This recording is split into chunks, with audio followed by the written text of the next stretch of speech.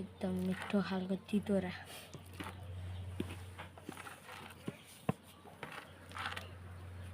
हाम्रो आमाले बनाएको तितोरा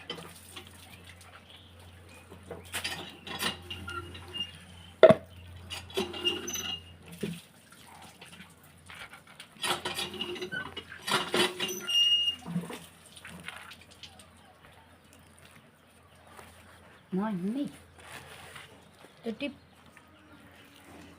आलुको मिठोवाला तितो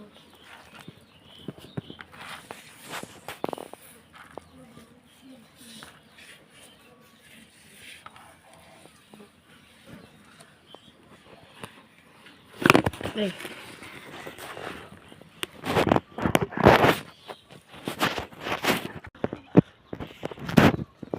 टुन्टुन ढ्याँड्याउ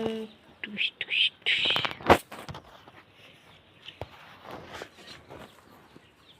आलुको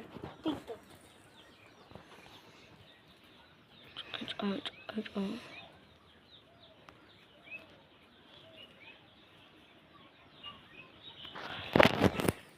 डल्लो डल्लो बनाउनु पर्छ आलुको तितो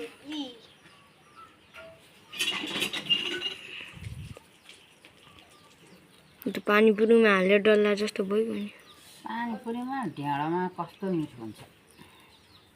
अचार हो यो तितोरा हो यो उसमा के अरे ढेँडामा खानु के यस्तो दामी हुन्छ र भोलि पर्सि चाखा तिमीहरू कस्तो मिठो हुन्छ रहेछ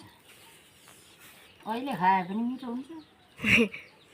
चाख त एउटा डल्ला सँगै अहिले त अनि नुनहरू लाग्दै छैन अहिले लगाएपछि खानु एउटा थाल्नेले माइला हाम्रो माइला ऊ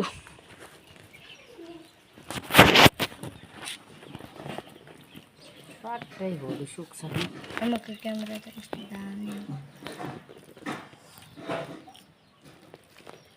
तितोराको डल्ला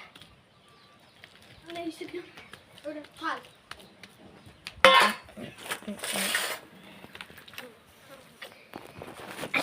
त्यो चाहिँ पानीपुरी